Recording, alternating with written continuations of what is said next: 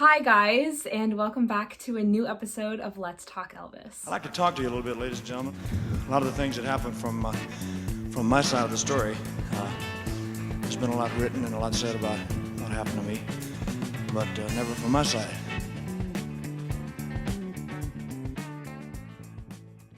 It's been a hot minute. I feel like I say that at the beginning of every video, but girl, it's been a hot minute.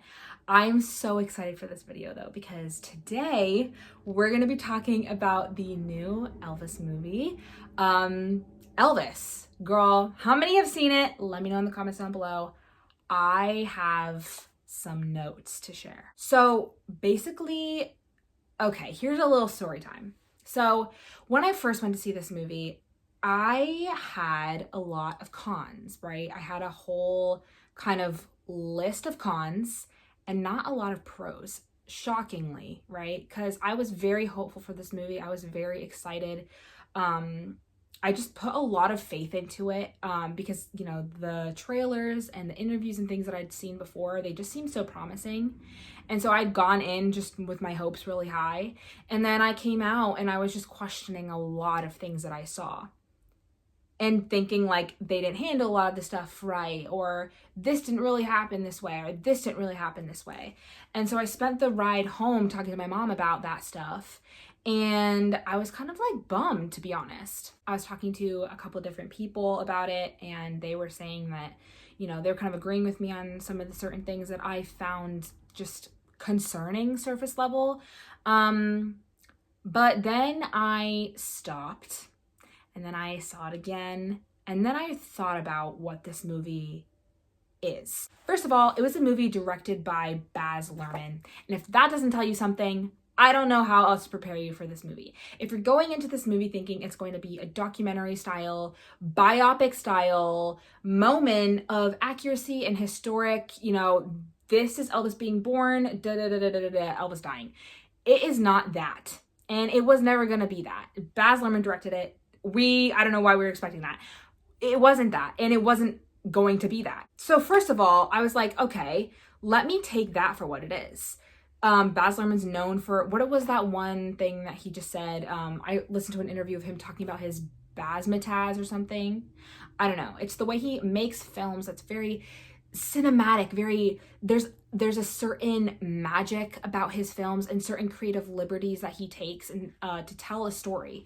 And this movie was full of that, which at first I had a problem with. But I think that if you realize that it's somebody's film style, you could take it for what it is. If you don't like it, you don't like it. And if you do like it and you can see it for what it is and see the story it's trying to tell, that's going to benefit you. And I think you're going to enjoy it a lot more. Another thing that I think is just kind of my overall feeling about the movie is that, like I said, it was never going to be a documentary style educational film about Elvis's life. Just, it wasn't going to be.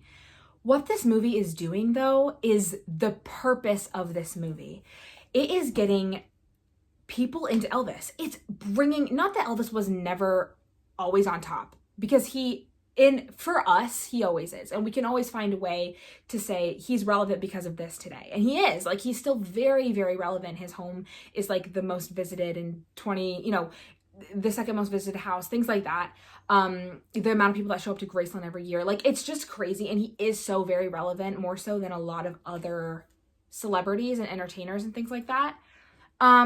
But the way that this movie is bringing Elvis back into relevance is something like this was not happening before this movie. Elvis is topping charts on Spotify and Apple Music, and the movie was the literal third number one opening for Warner Brothers in history. Yeah, I think I read that somewhere. Hello, like, insane. It's the number one movie in America right now. Someone told me it was the number one movie in Australia. And I've been seeing if you're on different platforms, I've been seeing a lot of TikToks and a lot of tweets and a lot of just videos being made about people who could have cared less about Elvis before this movie came out and are now like, girl, I don't know what they put in that movie, but suddenly I'm obsessed with Elvis and I want to know more. I want to know more. Period. That's what makes this movie so great, is that it is blanket level kind of educational enough that is going to teach you about a specific part of Elvis's life. I'll get around to that later. But enough so that you will leave that theater as somebody who's never really thought that much about Elvis before, wanting to know more. And then you'll come across videos like the ones I make, or the videos that the other people in the Elvis community make, or you'll read a book, or you'll watch an interview, you'll watch some of his movies, you'll listen to his music. It's opening the doors. It is opening the doors to learn even more about somebody. Here's the thing. This movie was about a very specific part of Elvis's life, and that was his career and his relationship with Parker. Period. It wasn't about his relationship with women. It wasn't about the drugs, and it wasn't about his diet, and it wasn't about really anything else. It was about his career and the dreams and the passions and the motivations and the inspirations that he had that drove him in his career. And you have to remember that this movie isn't about what a lot of people are mad. How do I even say this? A lot of people are mad that I didn't include certain things, or didn't talk about certain things certain ways. And I was too. At first I was too, but then I sat back and I was like, this movie is not about that. This movie serves a more broad service than that, if that makes any sense. You're not going to go into this movie and find a detailed discussion of why Elvis took drugs. And that, at first I thought that was a problem. I thought that they weren't doing him justice by showing how he was taking drugs in the movie, or why he was taking drugs in the movie. But girl, this movie deals with those topics very, very eloquently and alludes to them enough that it's going to get people interested. And then they will come to TikTok and they will see my videos, and I'll be like, read Destined to Die Young, bestie. And they'll be like, tell me where to buy it, and they'll read it. Period. Educating people. Because they've seen a movie that makes them curious. I think that is the number one thing about this movie for me. The number one win is that it is going to make people curious. It is going to spark interest and curiosity about Elvis and about his life, his career, everything, bestie. I mean, this movie it's a blessing for that reason, I think, in my opinion. So, pros. We're going to do pros. I don't really have any cons. I think that I've kind of negated all my cons, or I can look past my cons because the movie wasn't about that for me. Like I just explained in the beginning of this video. But the number one pro that I have in all caps is Austin. He ate that role up. Oh my gosh. And I've seen and I know you all have too, but all of the interviews of him, talking about how he wants to bring justice to Elvis and bring his humanity back and really uncover the human side of him, and not just focus on that image and that persona that is so often thought about only. And he followed through with that. He totally did. And if you see the movie, I'm not going to spoil too much of it. I'm going to try not to. But if you see the movie, I think you'll really understand where I'm coming from, that he brought Elvis's humanity back. It wasn't just Elvis the entertainer. It was Elvis and the backstory, like what was going on that affected so much of his career, so much of how he felt during his career. And I love that. Austin Butler will never watch this video, but if he does, thank you for bringing justice to Elvis and bringing that humanity back to him, because he deserves that. He deserves it so much. And he's one of the most misunderstood people, human beings in history, I think. And to have this portrayal is such a big service. And it makes people like me and so many other people across the world who love him so much and wanted this success for him so much, so happy. So to Baz and Austin and, everyone involved, the whole team of this movie, I'm so grateful. Yeah, that's all I have to say about that. I also wrote down the care and respect and the love that you could see that was poured into this film. So apparent, so beautiful, so intentional. It was incredible to see how much love went into it. I mean, the ending scene, if you've seen it, you know what I'm talking about. You wouldn't have done that. You wouldn't have done showing Elvis at the end like that if you didn't want to get that point across where it's like, this was the real man. This was, you know, here he is. This is the guy that we just talked about for like 2.5 hours. Like, it was just absolutely stunning, breathtaking.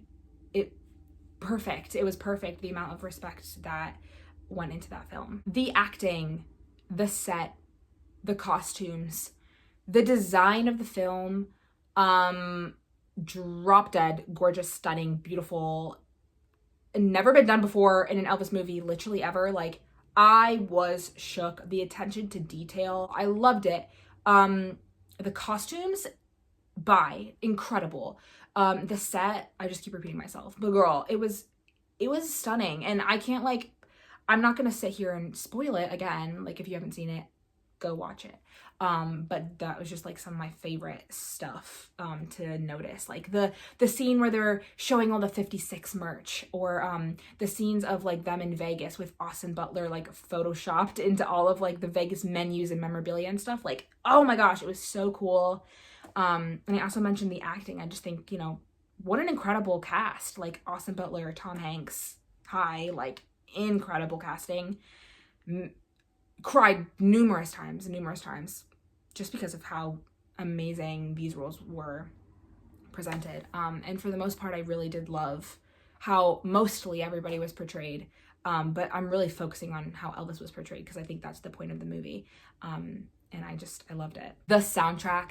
When I tell you that I have not listened to any other music other than the soundtrack of this movie since I saw it last week, the soundtrack is amazing, and I want to say that I think it is so smart. I know a lot of people have made comments about how they didn't like how they use modern music or rap music or popular music from today or popular artists from today. I don't agree. I completely disagree respectfully. Baz Luhrmann was quoted saying something like, young people don't care about Elvis and I'm here to change their minds, or something like that. And I fully believe that that was his motive with this movie. And by bringing relevant popular artists from today into this movie, and into the soundtrack, into the music, into the core of the film, you're going to attract people my age who listen to Doja Cat, who listen to Casey Musgraves, who listen to all of these really, you know, popular people who are singing in the soundtrack of this movie. And that's even attracting more people to this movie. So that is so smart in my book, because you're attracting a lot of people. And I've witnessed it. I mean, people are going to see this movie because of Doja Cat's new song, or, you know, because of those things. It's like so smart. And, you know, if you didn't do that, it wouldn't have hit as hard. I also know Baz was saying that he included things like, you know, Doja Cat's version of Hound Dog, because he wants it to feel like it felt for Elvis fans in the 50s when they heard that crazy, wild new song for the first time. If people my age were going to sit in the audience and just listen to Elvis sing Hound Dog the way that he sang it in the 1950s, it might have blew people away back then, but we have a lot of different kinds of music today than they had back then. So it's not going to blow us, you know, new people away as much. So bringing in new artists like that, I think is just such a smart move and a total win in my book for this film. Another pro for me that used to be a con was the kind of lack of dialogue in the scenes and more montagey moments. At first I was like, I didn't like that. Like, I wish they would have just like let us connect more. But like, upon further consideration, I think I was talking to Maggie about it, and she was saying like, I prefer the montage bits, because instead of just throwing together a bunch of random phrases that Elvis never said, or just like guessing on what he would have said in this moment, whatever, it was almost everything that Elvis said in this movie you've heard him say before. So it's like almost everything is almost directly quoted from Elvis. So it's like you're not trying to kind of imagine all the things that Elvis would have thought or Elvis would have, you know, said in this moment. But instead you're showing that with the visuals, how he was feeling and how he was, you know, those kind of things. You're showing me that with cinematography and with visuals and with stunning work that way. So I think that was so cool and such a unique way to go about this, and a very Baz thing to do as well. This is one of my favorite parts of the movie, and it is how they showed Elvis being emotional so often and so deep in thought. And, you know, when he was crying, when he was angry, when he was, all of these moments were beautiful to me. It showed that Elvis was a human being with human emotions and human struggle and human, like, just built up, rage, whatever it was. Everything that he showed emotion-wise was justifiable. A lot of the times I feel like when they show Elvis's temper in movies or, biopics or whatever you're watching that has to do with Elvis, it's just like, okay, he was some crazy, angry druggie. Like, he was mad because he was a drug addict. He was, he had a temper because he was on drugs, blah, blah, blah. But this movie, there wasn't one part of the movie where he was mad that it wasn't justifiable, that you're like, oh, that just happened to him. Of course he would be mad. Of course he'd be lashing out. Of course he would be frustrated at this. And I loved that. And I think it was handled very well. And I think by showing, those emotional sides of Elvis, you're depicting him as a human being more so than just like this rebel, cool guy persona that, he could have put on stage, but wasn't off of stage and behind cameras. So I loved that. I kind of already said this before, but portraying his struggle to chase what he was passionate about and what he believed in his career and out of his career, I think the movie really focused on that aspect of his life. It really wasn't to be taken for anything else. It was what motivated him in that way and what inspired him and what drove him, like I said before, to, his passions and what he wanted to do and what he felt was the right thing to do in his heart and for his career and for who he was as a human being and how he chased after that and fought for that. I loved that, and I thought it was beautifully done in the film as well. I keep saying that, but girl, let me rave. Probably my number one favorite aspect of this movie is how it focused on Elvis and Black history, Black music, Black culture. I loved it. Oh, I could get up and scream right now. For anybody who thinks Elvis was racist, for anyone who thinks that Elvis just blatantly stole music and didn't give credit and cultural appropriation, all that stuff, you can now say, watch this movie and see how it was depicted, and then it'll clear up so much stuff for you. It showed him what I write, the influence, starting from Tupelo in those Black Revival church tents, and how he went to Beale Street and saw people, and how he grew up in Shake Rag and the poorest. They even said he was so poor, he was in a white house in a Black community. Like, that's how poor he was. What have we been saying for all these years? Like, girl, this is one of the number one reasons people choose to hate on Elvis. And I think that showing that influence, showing the backlash that he got from singing race music of the time, and showing him giving credit. How many times in this movie did he give credit to B.B. King and Fats Domino? And like, yes, I loved that. I loved it so much because it will kill that myth. Like, it will put an end to those rumors of, well, Elvis stole music, Elvis didn't give credit, Elvis blah, blah, blah. It showed Elvis as the key to the door of ending segregation. And I loved that part of the movie, and probably was my favorite focus that the movie had. I loved it. And I loved how much time they spent really ironing that out for you in the first half of the film. I loved how it really drew upon his mission to provide, why he loved being Elvis Presley, but why he had to remain being Elvis Presley. There were so many reasons. I think in the 50s it really touched on he wanted to be able to provide for his mom and his dad and make sure they never were so poor they couldn't afford to eat or they couldn't afford blah, blah, blah. Like, he wanted to take care of them, and that was his driving factor in the 50s. And then in the 60s, it was his driving factor for Priscilla and his daughter and his friends and family that were depending on him. And then in the 70s, it was because he, had fans who were counting on him, who loved him so much, who he didn't want to disappoint, who, he wanted to keep fighting for and keep delivering for, because he knew how much they loved him and he loved them so much as well, and he wanted to keep fighting for them. And that struggle of like, I have nothing left to give. I mean, if you've seen my other videos or if you've read especially Destined to Die Young, that book, like, you see how sick he was. You know how sick he was, and not just because of the drugs, but because of the disorders and diseases that he had in his body, and just how much he was struggling. And then to watch this movie and see, the fight for like, I want to keep going, I need to keep going.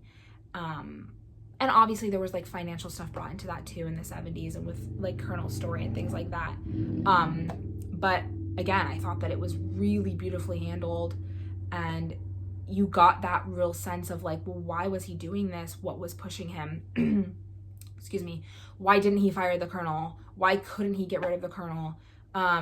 Things like that. And I thought that that was great. A little thing that I picked up on, Parker saying, he was quoted saying, you didn't want to see him in movies where he didn't sing, during that whole movie montage moment where it's like, well, people think that Elvis just like did really crappy movies, but no, it's because the fans at the time had an image of Elvis in their heads and they wanted him to be that image when they watched him. It's like watching, I don't know, John Wayne and him not being a cowboy. It's like, bestie, we want to see Elvis singing and kissing girls, like, period. It wasn't really Colonel's fault. He wasn't like, you have to do Kissing Cousins. Like, it wasn't that. It was, you know, the fans wanted something very specific, and if they didn't get it, the movie didn't bring in money, and they couldn't lose money. They had to bring in the money.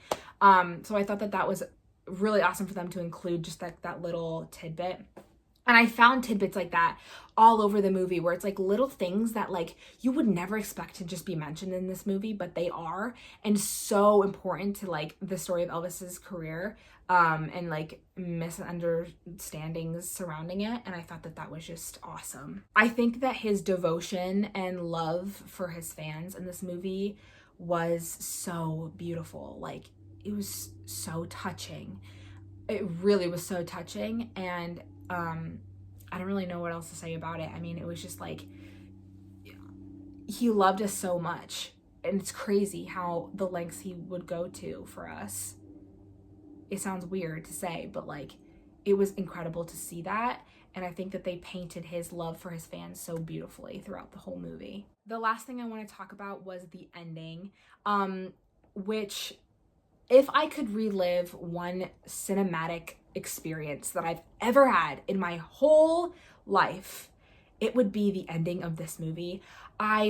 When they switched during Unchained Melody to Elvis singing it, I lost it. I literally, like, I felt almost, I told a couple people of this, but like, I felt like I was gonna pass out. Like, I felt lightheaded. I felt like shaky almost. I felt dizzy. I felt like I felt like something came over me, girl. I was like, what is going on? I couldn't believe that they pulled that. I could not believe that they did that.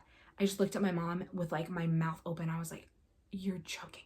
And then I just looked back to the screen and completely like sobbing. Like, I was trying to hold it in. Like, I was shaking. My chest was like pumped. Like, my heart was beating so fast. It was like an experience I've never experienced before.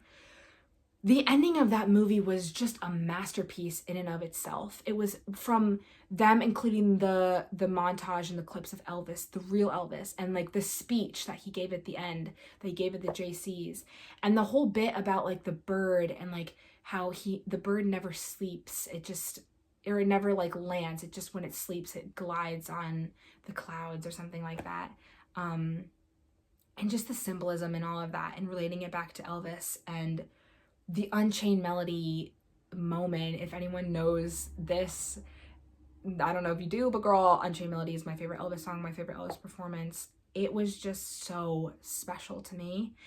And the ending where they, you know, explained and they made sure to note that Elvis was still like the #1 selling solo artist or whatever, and how, you know, he still has many devoted fans to this day. It was gorgeous, and it was handled again with such respect and such love, and it poured out of this film, and it was stunning. It was captivating. It was beautiful. I could say so much more about it, but we would be here forever, girl. This episode's already 25 minutes long. Like, girl, I gotta stop. But if you haven't seen it, give it a chance, and if you don't like it, that's okay.